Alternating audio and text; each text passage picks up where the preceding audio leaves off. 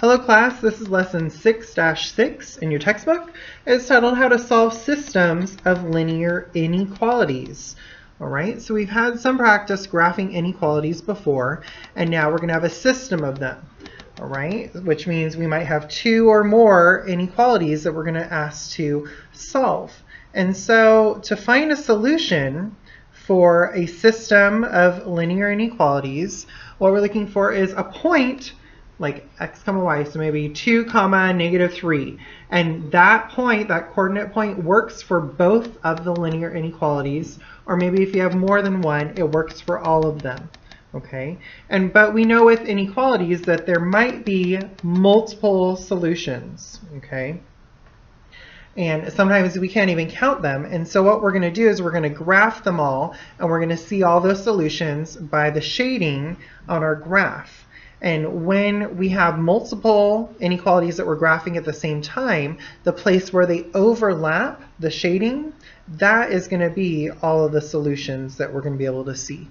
So let's go ahead and do an example for this. We're going to be asked to graph, move this down just a little bit, the inequality y is greater than negative x plus 2, and also y is less than or equal to 3x minus 6. So again, when we're graphing these, we treat them just like an equation. So since this one is in points in slope-intercept form, I'm going to start with the intercept, which is at 2. And the slope is negative 1. So I'm going to go down 1 and over 1. My dot right there. Then I'm going to connect those, and I see that since it is greater than, it's going to be a dotted line, not solid.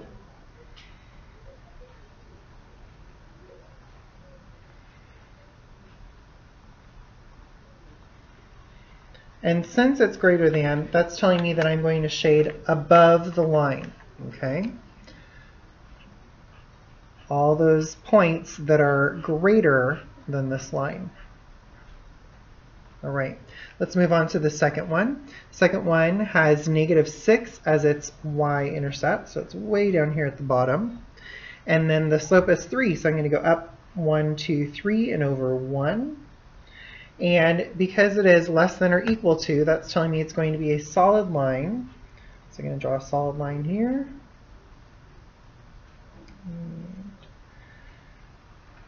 That looks good. And because it is less than or equal to, I'm going to shade lower. I'm going to shade all those points that are below this line.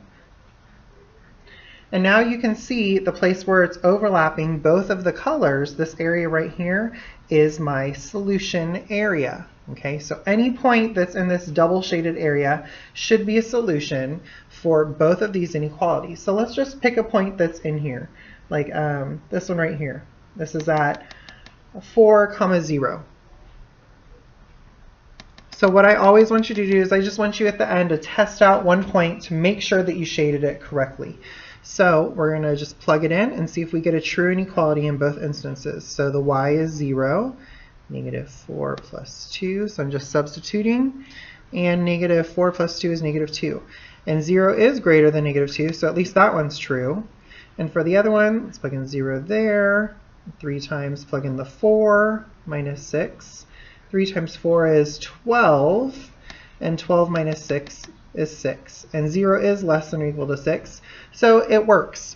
And that's all that you have to do. So really we're trying to work at graphing this so that we can easily see the double shaded region, which will show us whatever solutions satisfy both of these inequalities. Now, as I said before, a system might have more than 2 inequalities. So we're going to do an example right now where I have 3 of them in our system. And I want us to graph them to see where they all intersect. So we're going to graph where y is greater than or equal to 0, where x is greater than negative 3, and where 2x plus 3y is less than or equal to 6. So these are a little bit more challenging. But we can do them easily. So the first one is y is greater than or equal to 0. So whenever we see the only variable being y, that's telling us that it's going to be a horizontal line. And it's going to be a horizontal line at 0. And because it says greater than or equal to, that's telling me it's going to be a solid line. And greater than means I'm going to shade above this line. Okay, so I'm going to shade above this line right here.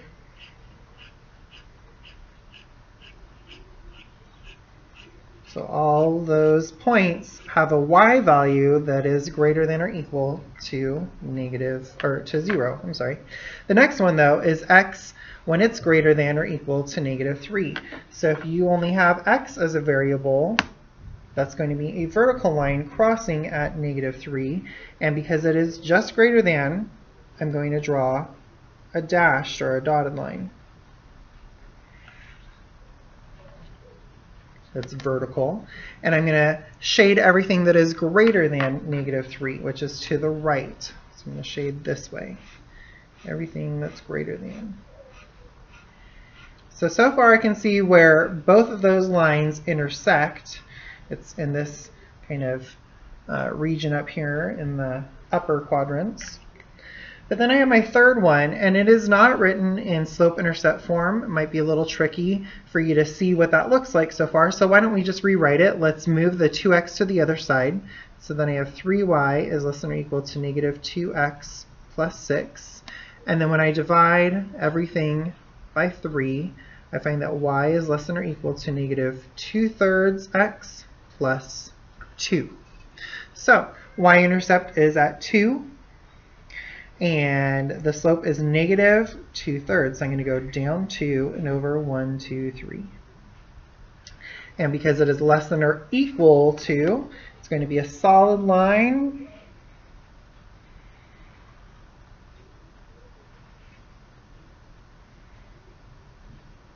And the less than is telling me that I'm going to shade below this line.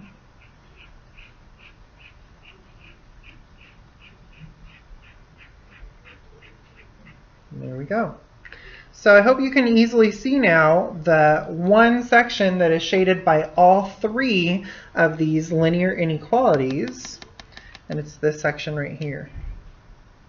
If I shade it a little bit darker, you'll be able to see they all are shaded in this right triangle right here. So again, what I want us to do is to just pick one point again, and let's just test it out to make sure that it does work, whatever point I choose in that area for all three of these inequalities. So why don't we pick 0, 1, this point right here. It's kind of an easy point. So 0 up 1. So let's just plug in what we have. So I have the y value is 1. And is 1 greater than or equal to 0? Yes, it is. The next one is x greater than -3. So the x value is 0. And is that greater than -3? Yes, it is. Okay. The last one, we're going to just plug in. So the y value is 1. And the x value is 0. So that just kind of cancels out. Is 1 less than or equal to +2? Yes, it is. So I did shade correctly. And this is what your solution is going to look like, an overlapping of three different inequalities. So the last thing that we're going to do is look at a situation where you might be given a graph and just asked to write the linear inequalities based on that graph. Okay, you've done this before with equations, so I really want you to treat it just like an equation.